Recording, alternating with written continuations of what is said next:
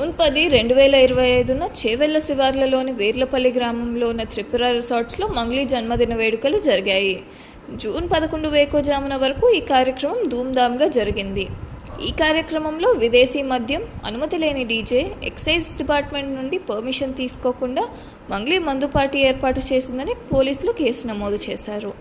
A1గా Tripura resorts manager Sivaramakrishna, A2గా Satyavathi alias Mangli, A3గా DJ నిర్వాహకుడు మేఘరాజ్, A4గా మంగ్లీ అత్యంత సన్నిహితుడు దామోదర్ రెడ్డిలను పోలీసులు నిందితులుగా చేర్చారు. దామోదర్ రెడ్డికి గంజాయి పాజిటివ్ వచ్చింది.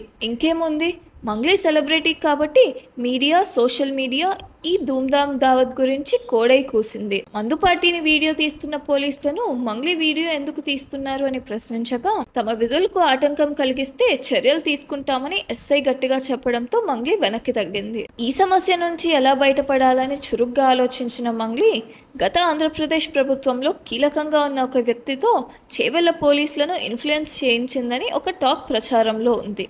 అది ఎంతవరకు కరెక్టో మంగ్లీకి ఆ పెద్ద మనుషులకే తెలియాలి. మరోవైపు ఈ కేసు ఒత్తిడి తగ్గించుకోవడానికి, ఈ కేసు ముందుకు పోకుండా చూసుకోవడానికి మంగ్లీ తన దగ్గర ఉన్న బ్రహ్మాస్త్రమైనటువంటి కులం కార్డును వాడుకుంది. తానే స్వయంగా ఏమీ ఈ విషయంపై మాట్లాడుకున్నప్పటికీ లంబాడ హక్కుల పోరాట సమితి వారి ద్వారా గిరిజన మహిళను వేధిస్తున్నారు అన్న ప్రచారం జరిగేలా చూసింది. ఈ విషయాన్ని రాజకీయంగా వాడుకొని లంబాడాల్లో పట్టు పెంచుకుందాం అనుకున్న బీఆర్ఎస్ ప్రయత్నాలను కాంగ్రెస్ ఎలా తిప్పికొట్టాలా అని ఆలోచిస్తున్న సమయంలో గద్దర్ సినీ అవార్డుల కార్యక్రమంలో మంగ్లీతో పాడించడం ద్వారా ఆ ప్రచారాన్ని కాంగ్రెస్ గండికొట్టింది.